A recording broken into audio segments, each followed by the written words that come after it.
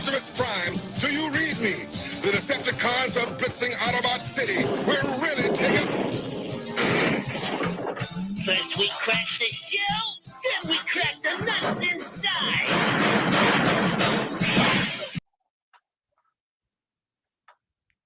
Hello, did you enjoy that, George? I know you love Transformers. What the hell was that? It's just a great scene from the Transformers movie. How are we? How are we, gentlemen? I'm doing great. Awesome. Leroy? I'm all right. Good. Oh, I love the enthusiasm. It's Sunday afternoon, Leroy. It's my favorite. Let's have a look at who's in chat. We've got Mr. Von Stugel, George, Jim Cox. Answer time is better than question time. Change my mind. George, do you want to take that? He's right. Okay, good. Eric McIntyre, late. Eric McIntyre was on fire in chat yesterday, Leroy. Yeah. I like Okay, Eric. cool. Here we go. Jim has a new avatar. What do you think about this? This is I like Jim different. Cox. Fred Durst is here. Rolling. Mo Biggs. He doesn't look anything like Fred Durst. Shut up, George. Okay. Oof, damn, Leroy. Primetime Polton, Mo Biggs, Eric Weathers. Let's see who else. Little known fact, Moral Compass has pink eye right now. Thanks. Everyone really needed to know that. Yeah. Gary G. I don't know if I've seen you before, Gary. If I have, welcome. Or if I haven't, welcome. If I have, apologies. Random Task. Alex Rogan's Ghost. Matthew Fowler. NTM Comics. Good to see you. Who else we got? If I missed anyone, I think that's it. K Manifesto. I was on K Manifesto show the other day, George, with you. It was great. That's right. Ibar Ideas is here too.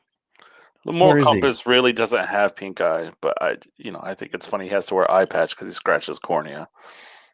Oh gosh, that sounds horrid. Yuck. Yeah, he has to wear eye patch now because it bothers him. So everybody, everybody who sent out prayers for the Moral Compass in his eye. You see what happens? We don't start with the Golden Girls theme. You see what happens? Thank you for being a friend. Yeah. Okay. I don't know where Ibar Ideas is. I can't see him. But if you're there, Ibar Ideas, hello. Good to see you. Good to see you back. Gary G says, "Hello, Rob. It's possible you've not seen me. I lurk more than chat." Yes. Awesome. Good to see you talking. It's always nice. Okay. So I have questions for you two guys. Okay. There are a few topical questions, and I just wanted to get your thoughts on them. And then maybe I'll give my thoughts too, because I can't resist talking. There he is. I borrow ideas in the house. I've heard lately there are too many channels, too many Comicsgate channels. What are your thoughts on that, guys? That I saw something on that on K Manifesto's show. I think that was more like a lead for a topic to discuss, but I think ultimately the answer was no, because you don't want to watch. Am I hearing an echo? Yeah. This Rob. It's not me. It's very clearly you, Rob. Anyway, what the point of it was, even if there was multiple shows on at the exact same time, it could be different themes, different people, different just styles of the show. I don't think there's too many CG shows at all. What do you think, Leroy? I think that it's hard for us to say everybody needs to build your platform and then complain about it. That's what I think. Like, I want everybody. I want Jose Garcia to build his channel. I want Eric Weathers to build his channel. I want K Manifesto to build his channel. And I want to have a variety. Maybe what Jose is doing on his channel isn't for me, but it's for you, George. And maybe what Eric is doing on his channel is for me, but not for you. I think there's plenty of people here to go around and to share the wealth. And then I would also point out to everybody hitting 1K subscribers, Charlie's London, Patrick Thomas Parnell, Joe Catapano, that these channels are still growing. I think you just summed it up perfectly, Leroy. There are shows that everyone likes that I don't like, and vice versa. And it gives me choice of what to watch. I can go find whoever I like, and I can go watch their stuff. I think it's a great problem or issue if it is even one of those. Hmm. Mo Big says, I don't think there are too many channels, but a case could be made there are too many boring channels. Fortunately, that can be fixed. Who else we got? Zayd Comics in the house. Oh, nice. Zayd's here. Hang D. on one sec. Hausner, did you shout him out? Random task. 1 second, guys. Booty juice. Eric McIntyre, we saw you earlier. We mentioned that as well. But yeah, no, like I know Leroy and I disagree on some of the shows that we watch. There's some I'm in, and there's some that you're in that we watch. But it's fine. I think the more the better. Yeah. Well, do you have a preference as to what type of stream you like? Like I like the topical ones. I got to say, I do like chill streams, but I like them probably fewer and far between than the others, I guess. You said chill, not shill, correct? Chill, yeah, like just hang out and just do whatever streams. I like a balance, actually. You know, like I like to go to a lot of Mark Polton streams where he has topics he wants to talk about, but then I like to go to like a stream like Jason Bascom where he's just hanging out with the guys. Like I like a balance. There's not one particular kind I like.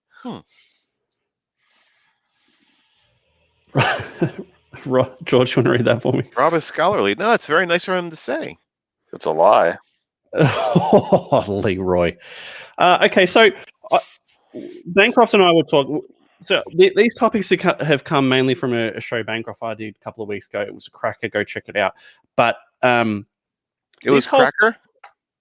Cracker's really good. Cracker is good. This whole Comicsgate thing has happened, in the last 4 years? Yep. I think that's insane. Mm-hmm. 4 years, and I know Ethan is the exception, but there's $1 million campaigns. There are multiple people hitting 100,000 plus campaigns. Mm-hmm. There are people that are not even like comic book pros, right, hitting $100,000 campaigns. We're about to have another one right now. Yeah, really I mean, close. Yep. There are people that you can go, oh yeah, but Rob, they have massive YouTube channels. Yeah, but there's two people right now who don't have massive YouTube channels that are on the verge of $100,000. That's Von Klaus and that's Clint Stoker with Fatal. Like they're right there. Eric Weathers is closing in. Mm-hmm. He's closing in. Don't you think that's bananas to me in 4 years? Yeah. What do you think, guys? Cracker. Well, I love it. Yeah. Like I mean, it proved those guys are proving that it can be successful. It's not Ethan. When you're pointing out the successes on Comicsgate, like, look, Shane and EVS were pros. You know what I mean? I point at Clint Stoker, Von Klaus, Eric Weathers, Rob Arnold, and Mike Bancroft. That's who I point as. This is how it can be done. This is how successful you can be. So, yeah, I like it. Yeah, no, I agree. I think it's crazy that like the pros, like I get, right? The guys, they've been in the industry, they've done their time, they have a fan base, they've put 20 years in, their art is top notch level. But then like Von Klaus, you can say good promoter, good timing, good art, all that kind of things. But to be near $100,000 is bananas to me. There's other ones that aren't in that range, but are still extraordinarily successful. I mean, War Party has 846 backers. Mm-hmm. And I don't know how big his YouTube channel is. He doesn't really have one. He's got a really tiny YouTube channel. He gets his backers by doing updates, working his ass off, doing perks and rewards that people want to come back and back again for. I've done it twice myself. Like me too. I got the handbook and then I went back and got the slipcase. Now I'm going to say that he stole the slipcase idea from me. That's fine. He got there first. You've never stole ideas before, Rob. Never. You've never made a slipcase either. That's true. I mean, it's just an idea. I mean, until someone actually puts it down in front of you, it's nothing, is it? It's just A thoughts. random task points out seeing some brand new creators hitting 20K is just impressive. You have somebody like Eddie Winkler who's doing it just on the power of chat interaction, pretty much. And that is, there's ways, and these guys, you guys, Rob, are not only proving that it can be done, but there's multiple ways that you can do it. It's not like build your platform. That's probably the most time proven, method to do it. But there's other routes of doing it as well. Yeah, Eddie Winkler is one of those guys that, you guys will say like, someone will come in and it's just for the cash, and you can weed them out straight away. Eddie Winkler is not one of those people. You can tell that he loves this. He's in it to be in it because he wants to be. And fair play to him. He's worked his butt off as well. I mean, I think that's the common thread with a lot of the successful people is that they've worked really hard. It doesn't matter what level of funding they've got, all the way up to like Shane Davis, right? He's worked his ass off to get to 100 and what's it at now, Leroy? It's really jumped up. 110. Yeah, it's nearly at 110. All the way down to smaller guys. I like that Eddie has a plan. Like, he has ideas for what he's going to do with his next book. I like that he's already talking about who he's going to hire to be in the book, whether it's writing talent or art talent. I like that he's excited as he is about his IP. It's really cool to see. Absolutely. Black Rose says Nerium hitting 20K again. That incredible, absolutely incredible. So I mean, yeah, it can be done. I think that the Jim Cox is right, by the way. Hard work. What'd Jim say? Eddie Winkler was a regular long before hints at creating. That's important. Yeah. So I think that's really cool. All right, here's a question for you guys, and I don't know how it'll come across. It's kind of two-part, right? Mm-hmm. If let's say at any time, for one time, we have a microphone to the world, and we can say, "Come check out what we're doing at Comicsgate." Is now the time to get everyone here, or is there still a little bit of a way to go? Do you think, in terms of book quality and that kind of thing? Does that make sense? Of the time that's existed, this is the best time, but it seems like every year things get better and better and better. So I anticipate things being even better this time next year. I could be wrong, but if you're saying over the course of the past 3 or 4 years, yes, now is the time. Come look at these projects. But I think the best is yet to come. Right. I would say, George, that the creators are constantly innovating and changing and learning and implementing what they're learning from each other into their own campaigns.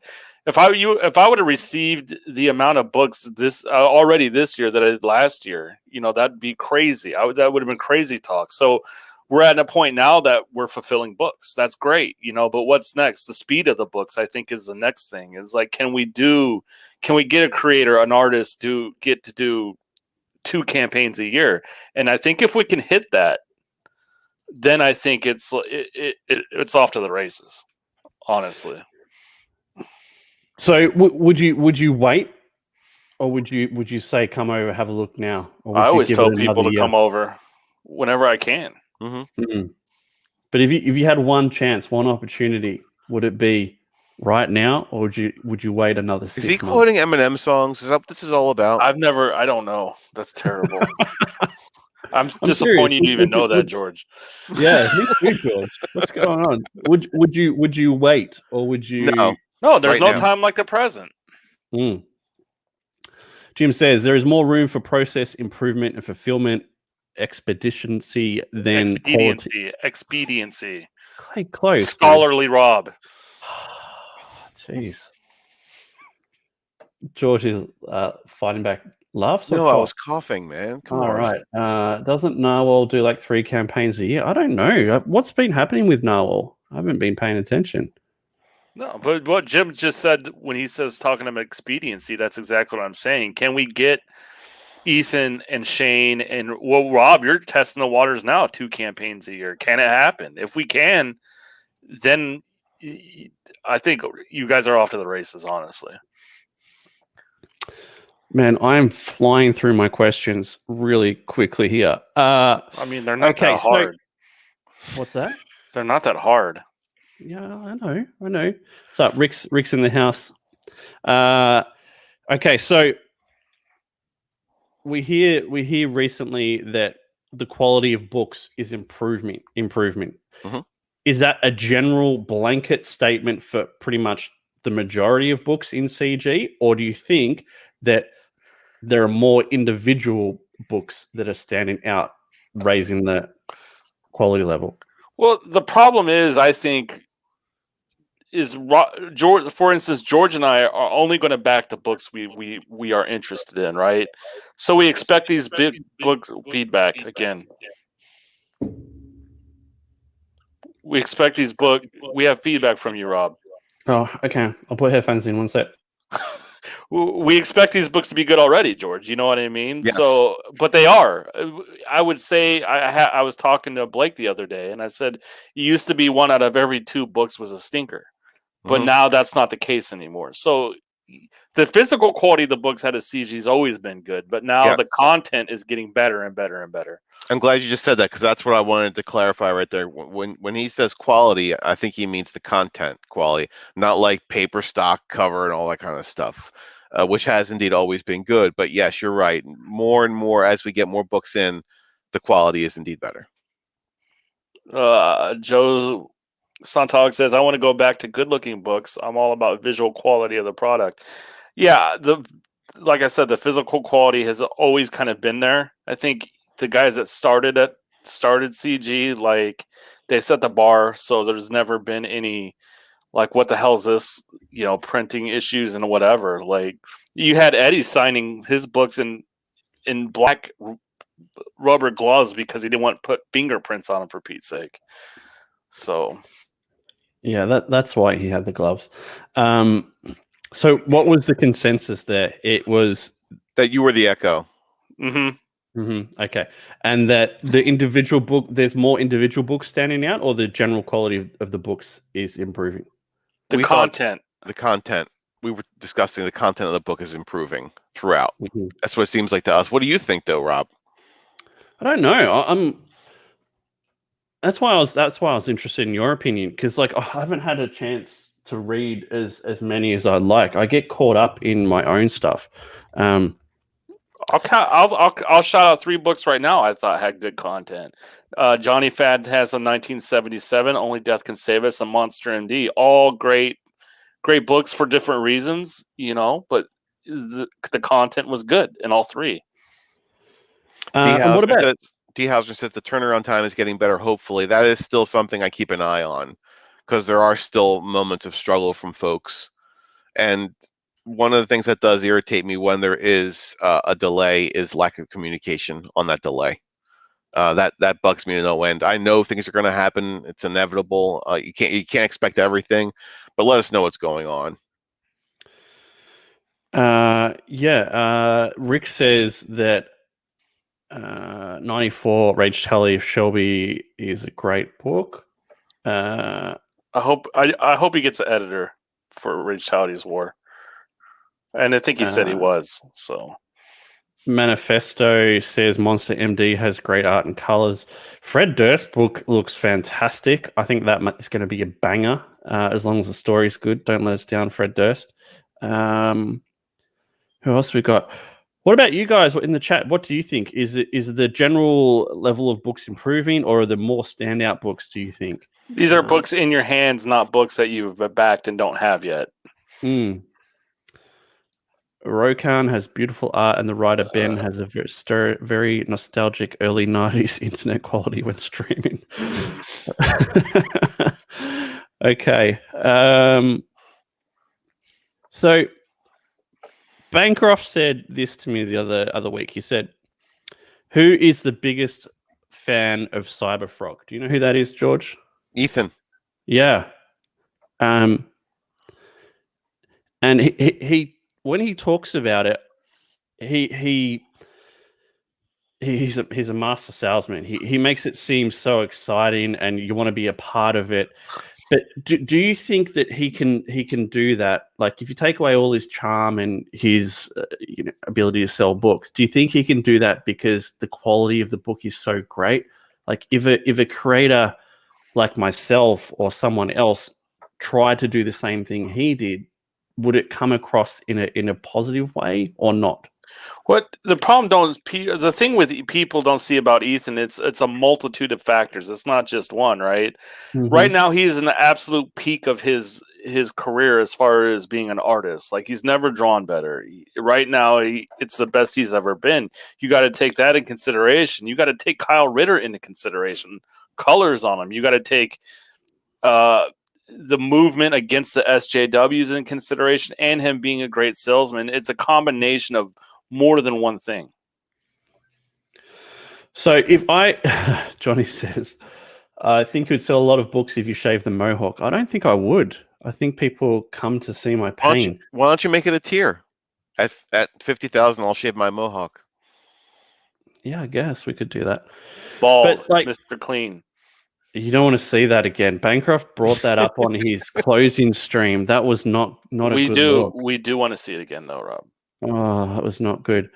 But the point I'm trying to make is that if we talk about our book as in it's it's fantastic when it's not, does that come across in a negative way, George? No. Let me slow down.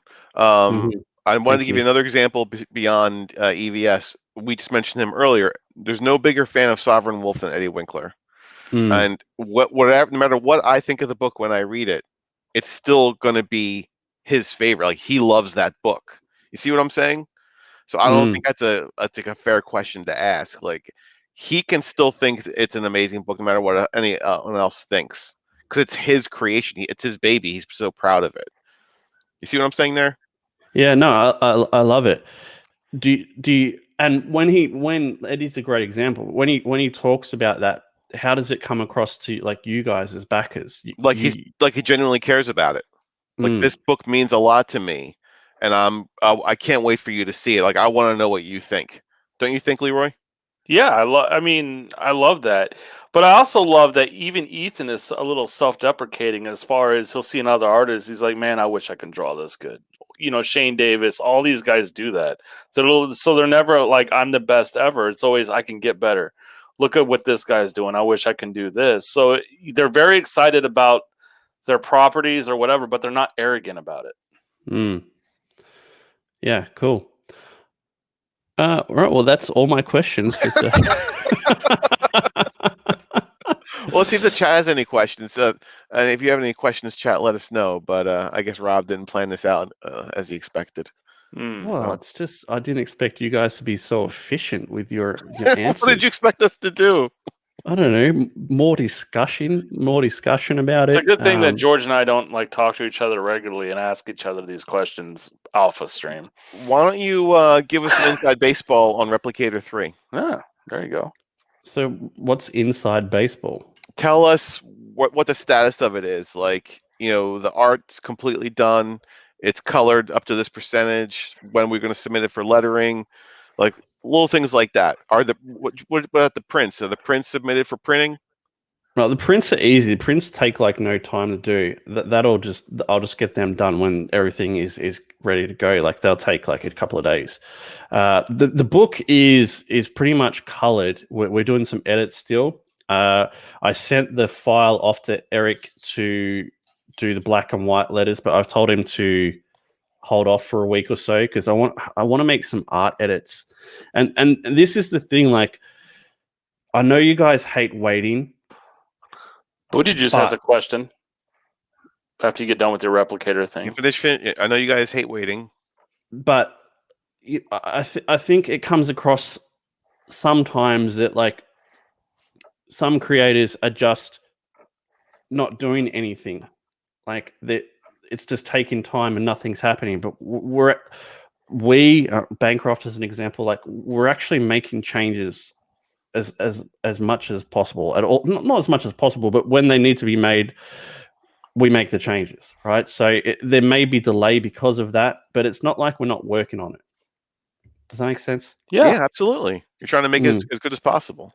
Yeah, and like I know everyone wants the book as soon as possible. I want you guys to have the book as soon as possible, and I think every creator does as well. But then you don't want to have a situation where you release like Cyberpunk 2077 and everyone hates it because it's not up to par. Well, I would just suggest those people that hated it get a PC and play it on PC.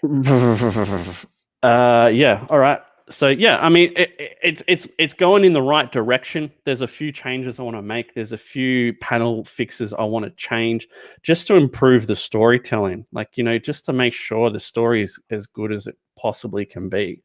And like I said, man, we could just print the thing and get it in people's hands, but I can't do it. I can't do that to people. It has to be the best I can possibly do.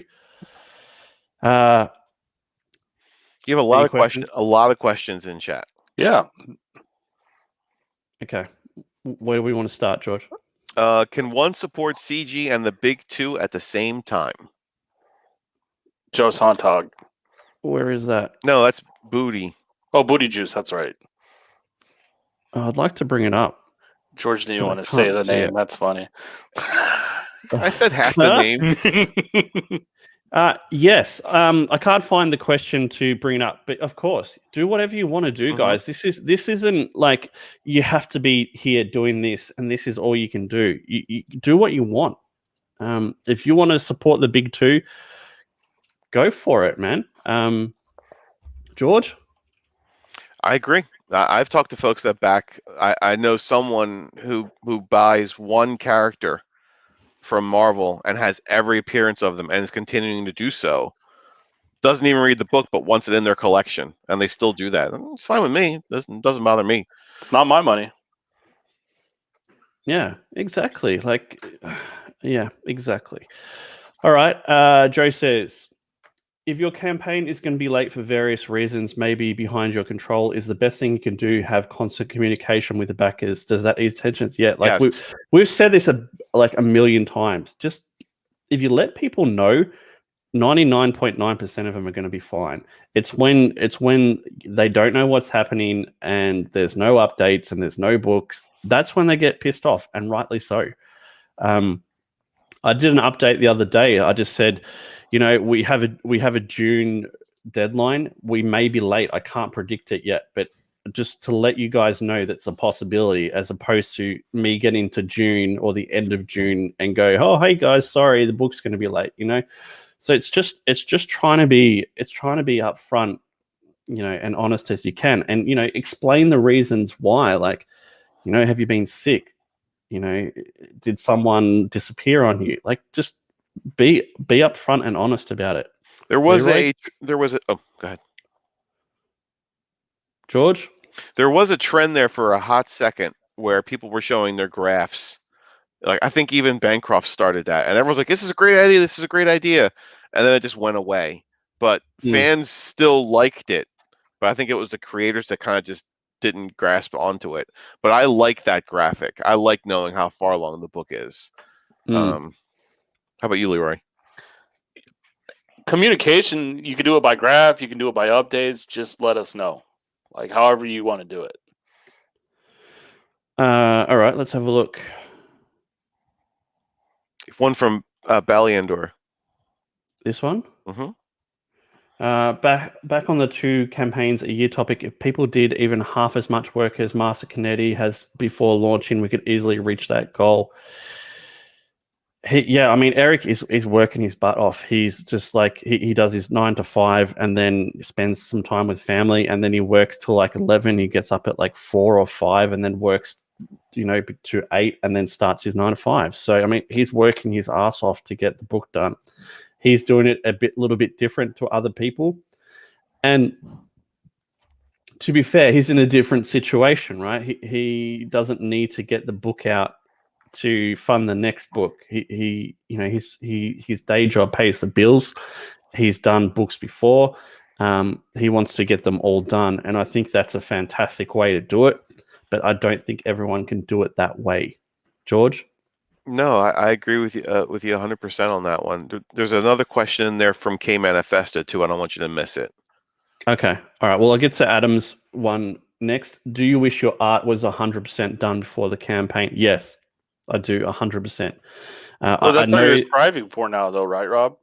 it is. Yeah, that's what I want to do. Just because, like, there are going to be delays. There are going to be delays. There are so many different aspects of making a comic that all need to run on time, which is so hard. Like, unless all your guys are full time working on your book full time, you've got to schedule all these people around it, right? And you've got pencils, you've got inks, you've got colors, you've got editor, you've got letters, you got like post-production stuff. So all that stuff takes time, and there's going to be delays on all of those, potentially on all of those things. So to have it done 100% before the campaign even starts, it just takes a massive weight off your shoulders. You don't have to worry about backers being disappointed by delays or whatever. It's done. It's ready to go.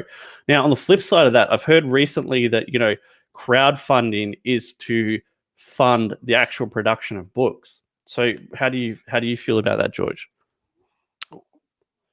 What do you mean? So if crowdfunding is to fund the production of the book, that means the book hasn't even started production yet. I'm opening up the campaign so I can start on the book. Is that what that means? No, like so if your book is 100% done before you start the campaign, right? And the campaign is meant to be for production of the book, but it's already done. Does that factor into your thoughts about backing it or anything along those lines? I'm not sure I'm following you. You're cool.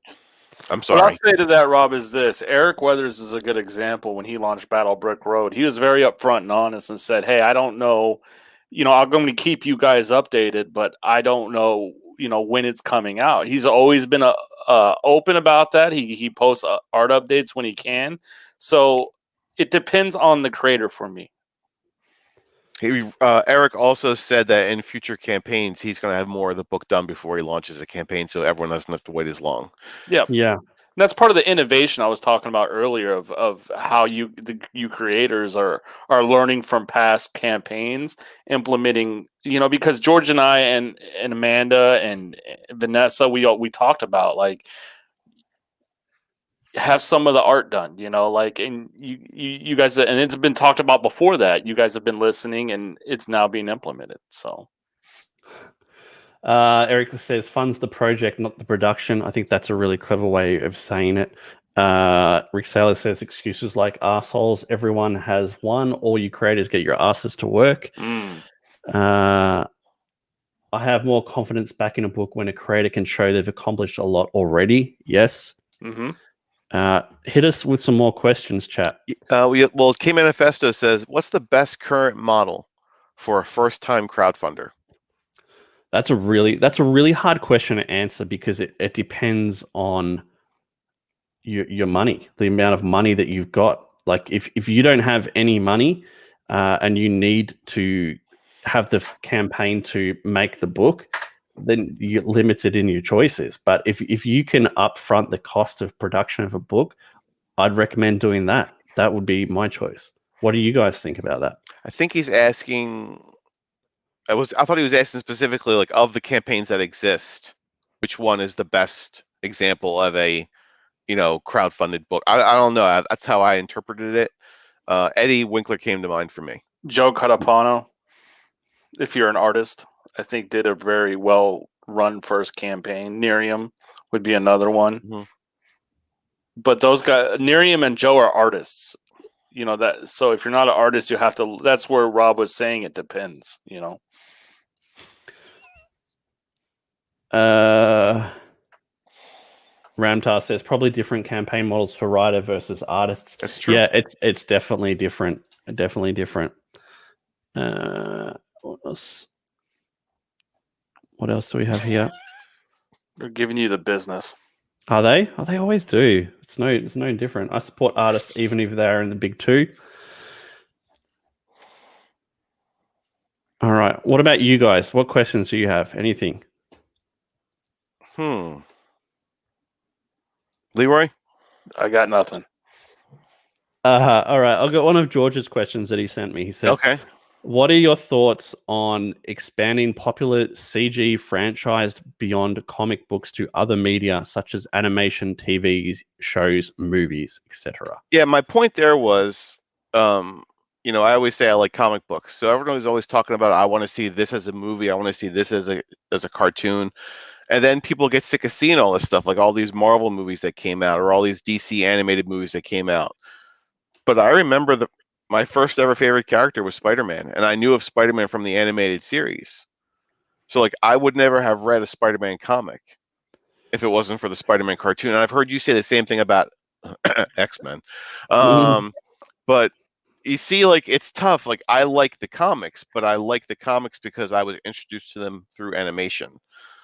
That was my point. Like what's the right answer here? Should we want to see these properties expanded? Like, do you want to see Replicator as a cartoon? I'd rather see Replicator as a computer game. That would be my dream. Something along the lines of the Division 2, but with the Replicator elements in it. I think it would work sensationally. I know Eric plays the Division 2 right now, as do I, and I think it would be sensational as a computer game. That would be my choice. I just don't know how you would get one of these IPs to that. It's just a matter of time, man. Like it's just a matter of time. Yeah. You look at like things like Invincible, right? And that's been around for a long time. Walking Dead as well. It's taken a while for those to get cartoons. It's just a matter of time until some independent person, like the guy that was doing the Warhammer stuff, comes in and says, "Hey, I'd like to do something on Cyberfrog or Jawbreaker, whatever." But it's just a matter of time, in my estimation. Don't forget, Rob, that the Teenage Mutant Ninja Turtles started as a very, very, very independent publishing book. Like it was two guys, you know, they named their company Mirage Studios, but they called it that because it was indeed a mirage. Like they were like living in a house and they're making these comics. And it went from being, you know, I think 3,000 for the first issue print run to having, you know, multi-million-dollar licensing agreements. So it's definitely a possibility. I would love it. Don't get me wrong. I would love it. I think that would be like mind-blowing to see. I think most likely it would be Cyberfrog, right? Because it's the biggest, you know. I think that would be so crazy to see a Cyberfrog animated cartoon series would be Is it good though, or is it bad? Like I'm not trying to lead your answer in any way, because like I said, with the amount of all these Marvel movies and DC things, that hasn't seemed to help sales. Right? I think it would be sensational. I think it would be a massive shot in the arm for CG, for Ethan, for Cyberfrog. I think it would be ginormous. As long as Ethan took like proper control of it and it just didn't get handed off to, you know, studio example and then just they did what they wanted with it. As long as he took it by the horns and he said it's going to be like this, like this, like this, like they've done with Invincible, right? That's pretty. I don't know if you guys in chat have watched it, but damn, man, I like that show. It's fun. There's a reason those Marvel movies aren't working and are well documented. I mean, they suck. Well, they're preachy and the rest of it, so and we don't really need to get into it. It was just an example. I was just trying to show, but you do have more questions in chat, by the way. I think animation does get young readers in. Like I said, that's how I started reading. Always, right. And I've heard so many people say my first comic book was G.I. Joe, and that was an animated show that got people into it. So I do think He-Man with toys. Yeah, exactly. Like I do think it would help, but then you also have to offer this as an affordable option for young people. So I think animation is a fantastic gateway drug for reading comic books. So, like for example, right, you've looked at reading manga before, George, right? And you've picked it up and you're like, this is not for me. I would never recommend someone do that. Even me that has read multiple manga and been watching anime since I was like a teenager, I would never go straight into a manga from the comics, because it's just like it's a shock, and not in a good way. It's completely different. You have to get hooked on the anime first. Like, you have to love the fighting and the action and all that kind of stuff, and then get hooked into the story before you even think about going into the manga side of things. And I think that would be a perfect bridge the other way as well. Like, the people that love the anime, that love manga, they might check out the Cyberfrog animated series and go, "Hey, this is pretty sick. Let's go check out the book as well." I think it'd be sensational. Leroy, you're going to say something? No. Okay. You have a question from Black Rose in the chat. How prepared should a first-time creator be before launching the sign-up in terms of what printers to use, paper stock, add-ons, etc.? Add-ons, I'm thinking you mean like stretch goals, those type of reward type things. So what your understanding, George? I thought you meant like add-ons, like extra that you can add to the, like, like lenticular cards or things like that. You have to be really careful with that stuff, because that stuff can actually destroy you financially quite easily. You might think, I've got 500 backers, so I'll just do a print, right? And that print might be color, and that might cost you $500 extra. It doesn't seem like much, but if you do that, 2 or 3 times, otherwise you could do a black and white print and probably cost you $100. So you just got to be, you have to map out and cost out the prices of everything that you're thinking about adding on, and then, multiply that by backers, because that stuff can destroy you so quickly. So quickly. Wait, you missed the moral compass question.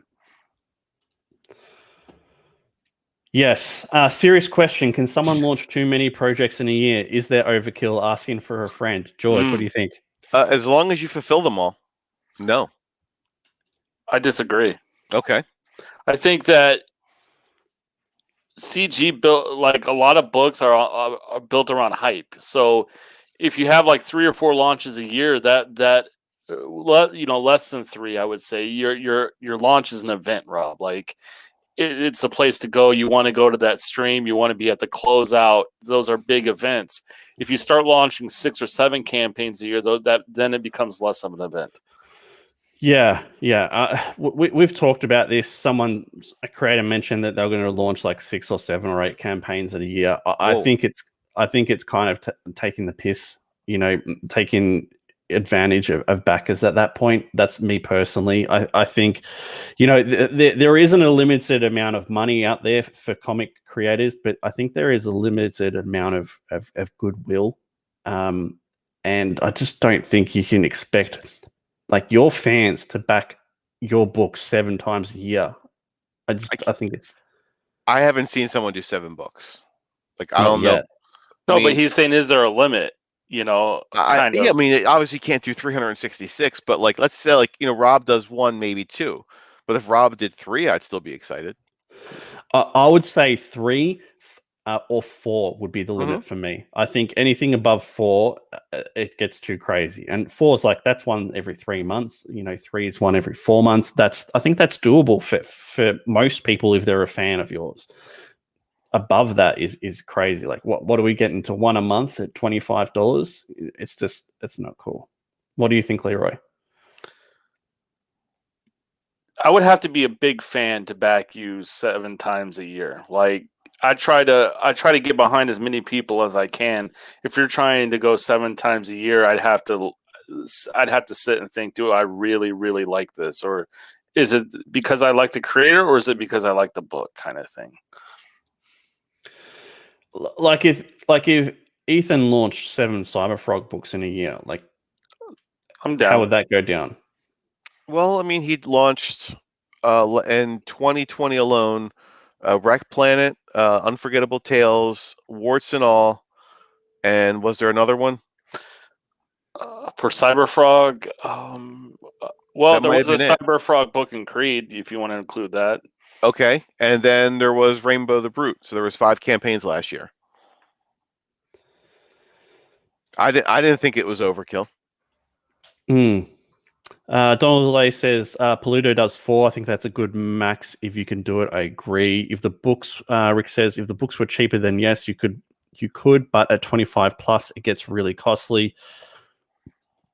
Mo says, guys, with Comics Blast, you can create a full manga quality in 10 minutes, start to finish. I think Eric brings up a really good point too. If there were 7 a year, I'd wait until all were out and get the collected edition, and that's probably what I would be doing. Yeah, but I think he means 7 different. For the person that asked it, what if it was 7 different IPs, or let's say 5 different IPs, and 2 of them put out 2 issues? You see what I'm saying? Yeah, well, that's another good question. We'll talk about that in a sec. What if it's 5 to 7 a year, but they're all different projects, not a continuation of the same book? It's like basically what George has just said. I think they could be all different. They could be all the same. If someone is launching 5 or 7 campaigns a year, I'm not backing all 5 or 7. I don't care who they are. That's me personally. George, would you back someone 7 times a year?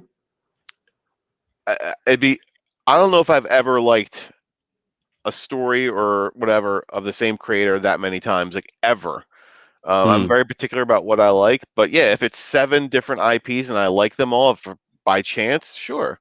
But what if it's one creator and they're doing 2 books and then like a collected edition or a toy or like a hat, like different campaigns like that? That could still be considered 5 campaigns. I think Mark's talking about books, though, to be fair. Yeah. I think books is the general idea of what we're talking about. But I think if you did stuff like that, I think that would be okay. Like if it was, I'm talking actual books, because like books, if it's like, if it's Replicator 1 to 4, you need to collect all 4 of those, right? But if it's a toy, you can go, no, I don't want toys. If it's a hat, I don't want a hat. But it's the book you have to. Moses, imagine someone grabbing. It was just an example. Yeah, that's for the hat group.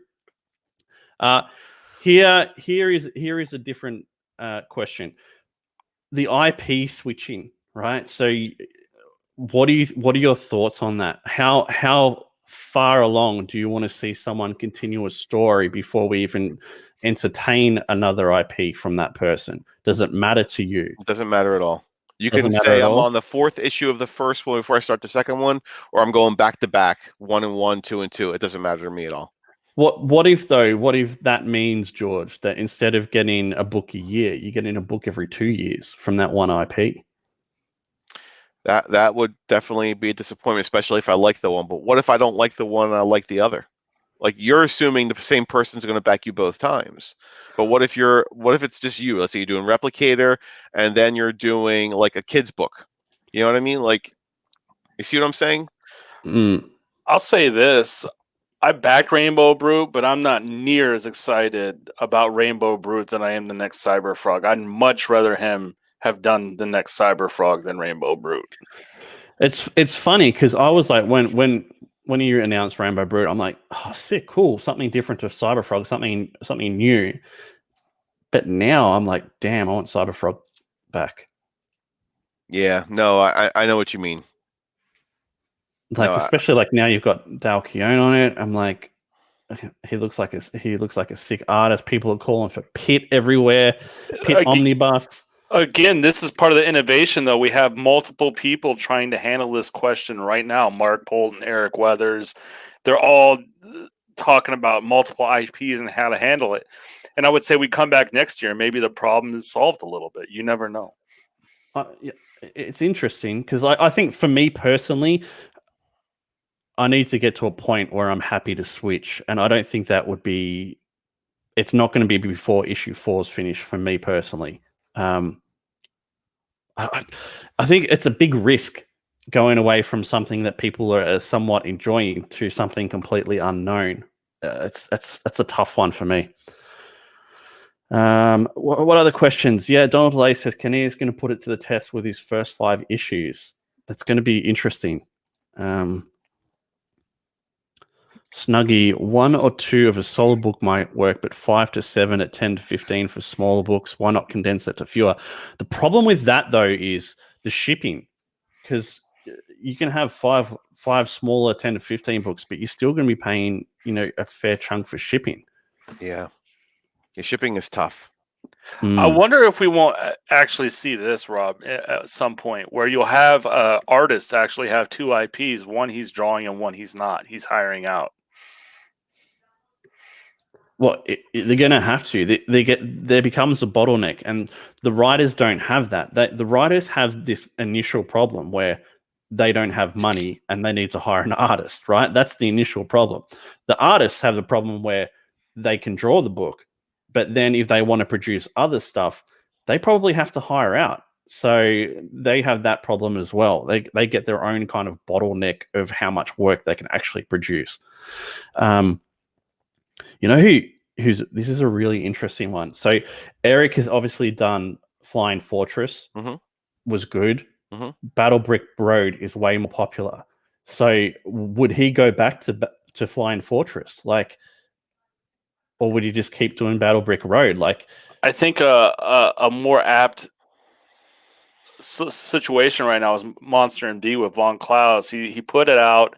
It's very popular right now. He's getting. I've never seen probably this much love shown towards a book after it was released, and now he wanted to put another IP out, and now he has to consider: do I abandon Monster MD when it's hot, or do I? So he's struggling with it, and that's a more apt situation. But I think part of it is also for the creator too. Like, can you live in this universe of that one character and be happy with that, or do you need to kind of explore different options, like even just for your own creativity? Do you want to go write something different? Like Michael Bancroft says, I think sticking to one IP is probably the best way to go, unless you're just a writer.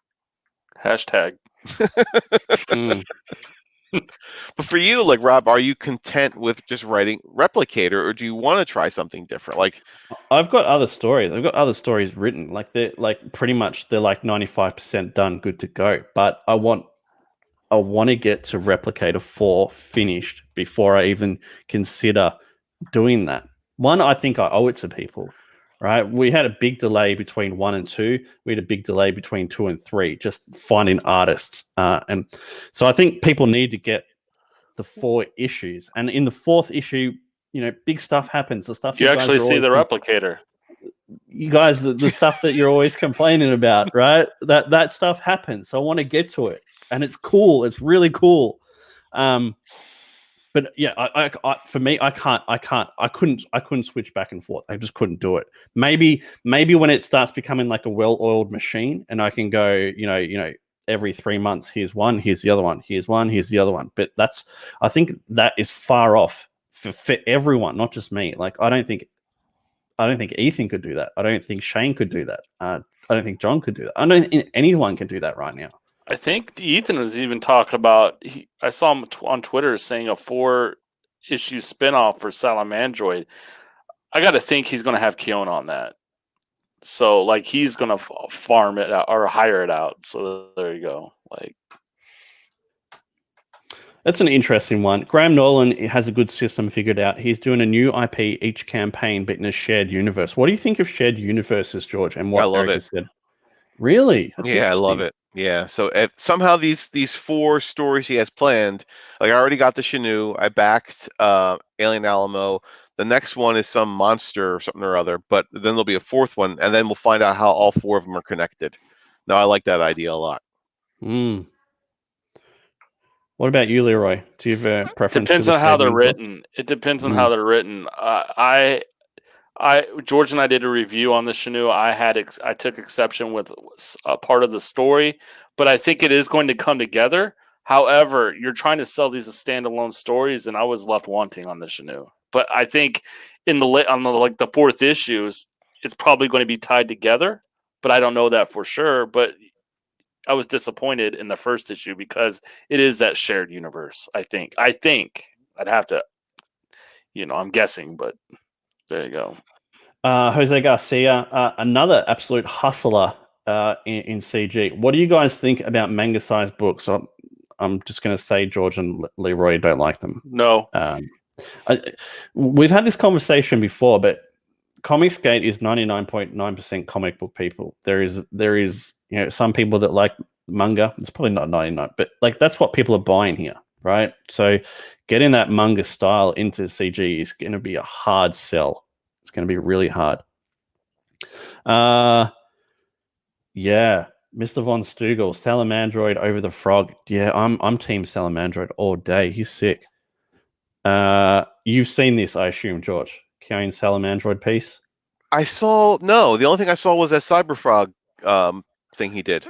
I'll text it to you, George. Okay. Right now. Why don't we find it now? Okay, yeah, even better. Eric McIntyre says, I like smaller books. I'm a huge fan of Ashcans. I like Ashcans too, but manga and Ashcans are completely different in size, like the way I view them. I'm just scrolling through EVS's feed. Everyone's saying Menger. It's funny. Menger. I like that. Yeah. Oh, wow. What do you think, George? Wow. Yeah. I actually like that much better than the Cyberfrog piece that I saw before. That's wow. Yeah. No, I have not seen this. Well, this is Kyon in his element, right? Like, this is Kyon being Kyon on a big, overbearing, huge, muscly character. So, No, that's special. Wow. and this is just him like drawing it to warm up. This is, this is nowhere near. He's nowhere near like in prime yet on drawing this character. Let's have a look what we have here. Zach is doing multiple IPs at the same time. They're doing well off Zach's rep, but if they don't land with backers, the second volume won't fly. Well, I think he's feeling the effects of it already, period. Yeah, I think he is too. Yeah. Donald DeLay asks, how do you all feel about prestige black and white books, like a 48-page hardcover with black and white interiors on quality paper? As long as it's drawn to be black and white, so there's like, shading and all that kind of stuff, like it's meant to be black and white, it's going to look sharp. A lot of times I see these black and whites and it looks like it's just missing the color. But if it's drawn to be black and white, I'm all for it. That's his first time drawing the character ever, Ethan said. It's crazy, man. Wow. I'm sure he did some like rough sketches first, but maybe not. Maybe he's just a complete savage straight up. I like Perth's comment because Kyon is known to be slow. He's like, Kyon 4-issue series should be done by 2029. Eric McIntyre says, Absolute is greatly drawn black and white book. Is a greatly drawn black and white book? That book gets a lot of love from the folks in the chat. I know Rick Saylor and Lord Crackhead and Eric all shout that one's praises. We backed it. Mm-hmm. Donald says, is your issue with manga just the digest size? The issue with manga is ginormous for people like Leroy and George. It doesn't just refer to the size. I prefer colors to the black and white. We have somehow managed to get close to an hour, so thank you very much, chat, for bailing us out there. I did think the questions would run a lot longer than what I thought they did. Well, they did. George, what is going on with the splintering? What has Only Death Can Save Us usurped me from the top spot? No. But you had to think about it though. But it was very good. It was very good. This month on the splintering, it's called Monochrome May, so it's a salute to everything black and white. So I have 3 pieces that are going to be launching this month. The one I'm most excited about is the top 10 best black and white comic book series of all time. So I'm really excited about that launching. Can you give us like a number 10? What's the number 10 book? Well, one of the books that'll be on the list I mentioned earlier in stream. I'll say that. Which was what? Well, if you were paying attention, you'd know. Gives nothing away. The link for the splintering is down below in the description, so make sure you go check it out. If you can hit like and subscribe, that'll be awesome, people. We're got some really good traction lately. We're up to like 352 subs, so much appreciated. Leroy, do you have anything for us? Nope. Awesome. Well, no, Monster MD is super close to 100K, and Sovereign Wolf is getting ready to fulfill. Like, if you haven't backed those books, go look them on Indiegogo and consider backing them. And just like quickly, guys, if you had to just give someone a recommendation of a book to back, what would you go with, George? One that we've gotten or one that we're anticipating? Either. Maybe one of each. One that we've received recently, I would say Only Death Can Save Us, Russ actively Leach. shipping right now. And one that's actively funding right now, I think Rage Tality's War needs some loving. It's only got about like $17,000 in funding, and I thought the first book was a lot of fun, and you get so much value in that campaign. Shelby delivers on time. He packages incredibly, and he takes great care in his book. I recommend that one. Do you want to read that one, George? George just doesn't remember having a Biden moment. Yeah, I think Rage. Shelby's first campaign is probably one of the best value campaigns, and not just so much of the things you get. Like you're getting a pro level artist drawing that book, right? So couple that with all the extras you get, it's a slam dunk for me. Leroy, you got anything else? Yeah. Shout out if you want to go back a book and you haven't looked at it, Battle Brick Road, just because like you could watch Eric draw that book on Twitch as you know in real time. So it's great interaction. If you ever want to know how a book is drawn and you're an artist or you just always was curious on how it's done, go look at Battle Brick Road, give it a back, and watch Eric on Twitch. As far as a book that came in, check out. I would say with George, Only Death Can Save Us. He said it, so Monster MD for me. So there you go. That's really cool. Let's have a look at what chat are recommending. Magna, the Last Pantheon is in fulfillment right now. Crackhead's got Rage Tality's Wars link right there. Bancroft he's edging on the loose end. Mr. Weathers is weaving his magic. My print file is 99% done. He's so close. So close. Stump 2 books for 30. Wirehead by Robert Geronimo for those into horror need some love. Battle Brick Road. Shelby's so good. I backed him 5 times by Rick Saylor. I was still the first though, Rick. You just remember that. Every time. Go check out Eric's Twitch. He has this really cool feature where you can pay money and these really crazy sound effects happen and it scares the shit out of him. It's quite entertaining. Random Task says, I'm looking forward to Fatal, Thomas Moria, and Bonds. Yep. Ultrastar by Johnny Rando. Wirehead looks really cool. All right, we'll wrap it up there, guys. Links to Leroy's show are in the description, to the Splinter in the description, Lucent, Replicator, and Kozor are in the description. Go check out something. Go back a book if you haven't backed something today. Thank you so much for hanging out with us. We had like more than 30 people in here today, so that was sensational. Make sure you hit like and subscribe. We're going to hit the end broadcast button. So thanks, guys. Bye.